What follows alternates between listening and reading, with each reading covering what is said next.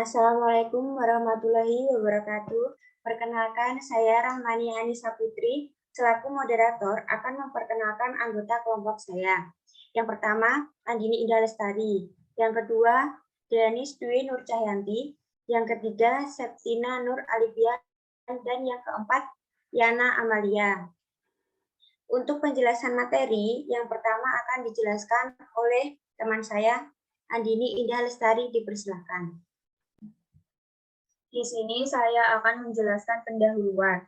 Suatu data akan terdistribusi secara normal apabila rata-rata nilai variabel sama dengan median. Begitu pula dengan modus nilai data tersebut. Atau dengan kata lain, apabila rata-rata, median, dan modus suatu kumpulan data, maka data tersebut dikatakan terdistribusi secara normal.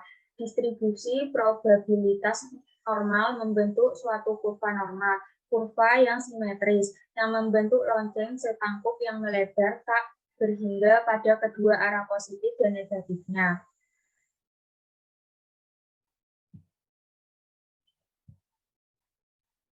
Gambar grafik ini merupakan gambar kurva simetris yang disebut dengan distribusi normal.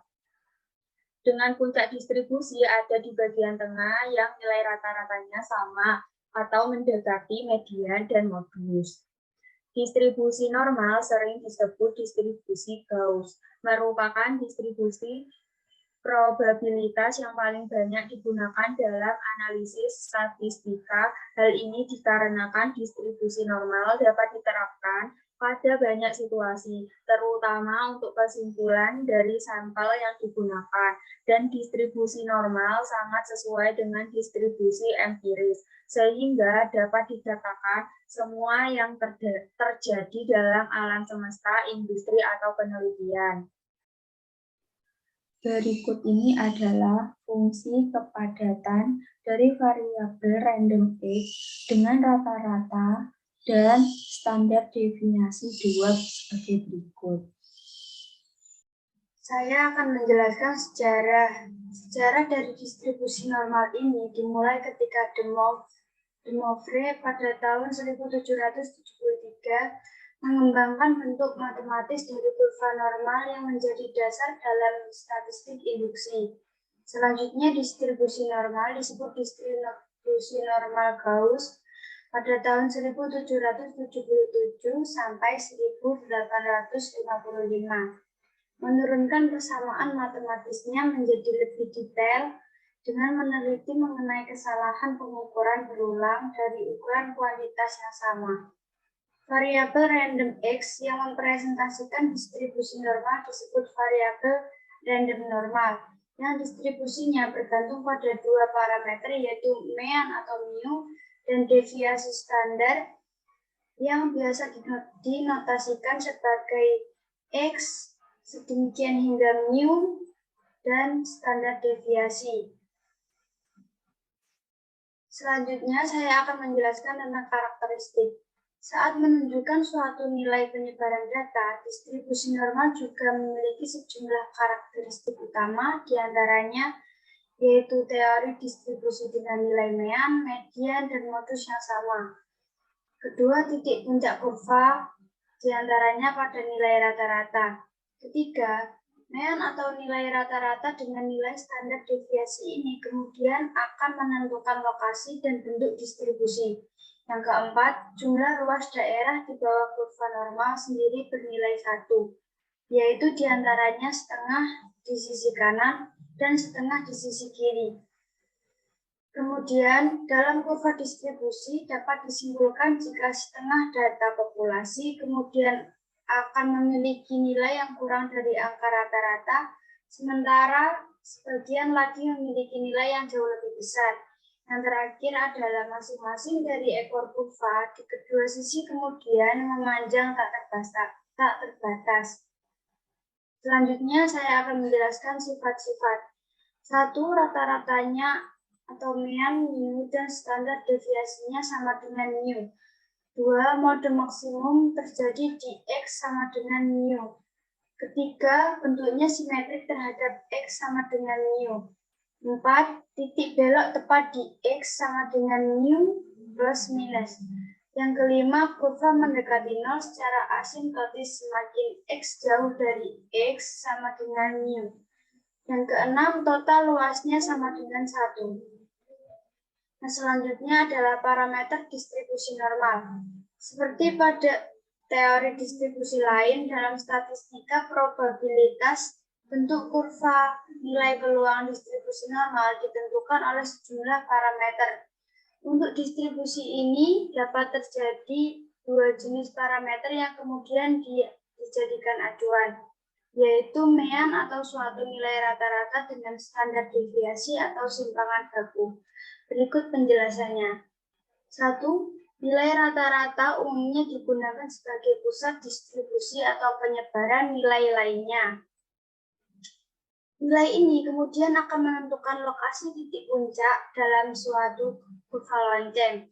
Sementara nilai-nilai lainnya sengaja dibuat menyebar mengikuti rata-rata. Yang kedua, standar deviasi sebagai perhitungan variabilitas berfungsi sebagai penentu lebar suatu kurva distribusi normal.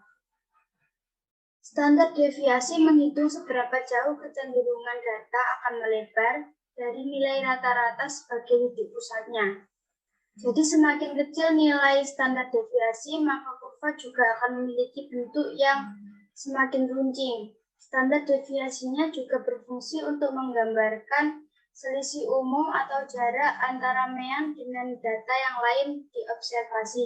Yang ketiga, parameter populasi versus perkiraan sampel, rata-rata dan deviasi standar sebagai nilai parameter yang berlaku untuk seluruh populasi. Ahli statistik juga menandai parameter dengan menggunakan simbol Yunani atau mu untuk mean populasi dan sigma untuk deviasi standar populasi. Tapi parameter populasi umumnya tidak diketahui karena secara umum tidak memungkinkan suatu mengukur terhadap seluruh populasi. Pada sampel acak, untuk menghitung estimasi parameter ini juga dapat digunakan. Di sini saya akan menjelaskan aturan empiris sampai dengan standarisasi cara menghitung nilai Z. Aturan empiris, deviasi standar sendiri sangat berharga dalam data yang terdistribusi secara normal. Deviasi standar juga dapat digunakan untuk menentukan proporsi nilai yang termasuk dalam sejumlah deviasi standar tertentu dari rata-rata. Misalnya, dalam distribusi normal, 68% pengamatan dalam kisaran kurang lebih satu standar deviasi dari rata-rata. 95% dalam kisaran kurang lebih 2 standar deviasi dan 99,7% dalam kisaran kurang lebih 3 standar deviasi rata-rata. Properti ini juga adalah bagian dari aturan empiris yang menjelaskan persentase data yang termasuk dalam jumlah tertentu deviasi standar dari mean untuk kurva berbentuk lonceng. Selanjutnya, distribusi normal standar dan skor standar. Distribusi normal sendiri memiliki banyak bentuk berbeda-beda, tergantung pada nilai parameternya. Distribusi ini juga dikenal sebagai distribusi Z. Nilai pada distribusi normal standar dikenal juga sebagai skor standar atau skor Z. Skor standar yang mewakili jumlah deviasi standar pada bagian bawah atau atas di bawah rata-rata penurunan observasi tertentu. Misalnya, pada skor standar 1,5 yang menunjukkan bahwa observasi ada pada 1,5 deviasi standar di atasnya. Di sisi lain, skor negatif mewakili nilai di bawah rata-rata dengan rata-rata skor Z. Selanjutnya adalah standarisasi cara menghitung nilai Z. Skor standar sendiri merupakan cara yang bagus untuk memahami di mana pengamatan tertentu berada relatif terhadap keseluruhan distribusi. Dalam standarkan data perlu mengubah pengukuran mentah menjadi skor Z. Untuk menghitung skor standar observasi, mengambil mulai dari ukuran mentahnya, kurangi mean, untuk kemudian dibagi dengan deviasi standar. Secara matematis, rumus bagi proses ini diantaranya sebagai berikut. Dan mewakili nilai mentah dari pengukuran yang diinginkan. Mu dan sigma juga mewakili parameter untuk populasi tempat observasi diambil. Setelah data dibakukan, data dalam distribusi normal, standar kemudian juga digunakan. Dengan menggunakan cara ini, standarisasi akan memungkinkan kamu untuk membandingkan berbagai jenis pengamatan berdasarkan kepada setiap pengamatan yang berbeda dalam distribusinya sendiri. Rumusnya adalah sebagai berikut. X sebagai nilai dari data dikurangi mean atau rata-rata dibagi standar deviasi atau simpangan baku. Baik, di sini saya akan menjelaskan contoh soal dari penerapan distribusi normal. Seorang pemasok atau supplier minyak tanah yang menguasai suatu daerah dari bulan Januari sampai Maret suatu tahun dapat memasarkan minyak tanah rata-rata 8.000 per liter per hari dengan simpangan baku 1.000 per hari. Jika suatu hari pemasok dapat menawarkan 9.250 liter per hari, berapa probabilitas bahwa permintaan minyak tanah pada suatu hari melampaui jumlah yang dapat ditawarkan tersebut? Diketahui, mu sama dengan 8.000, sigma sama dengan 1.000, x sama dengan 9.250. Jawaban, Z sama dengan X min mu per sigma, sama dengan 9.250 dikurangi 8.000 per 1.000 sama dengan 1,25.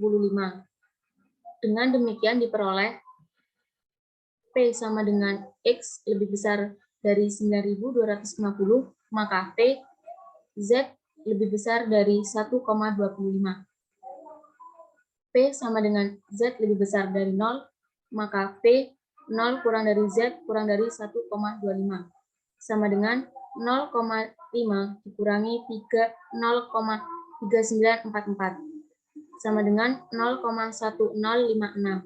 Jadi, probabilitasnya bahwa permintaan minyak tanah pada suatu hari melampaui jumlah yang dapat ditawarkan tersebut adalah 0,1056. Demikian presentasi dari kelompok kami. Jika ada pertanyaan, silakan sampaikan di kolom komentar. Mohon maaf jika ada salah kata dan perbuatan. Jangan lupa like ya teman-teman. Wassalamualaikum warahmatullahi wabarakatuh.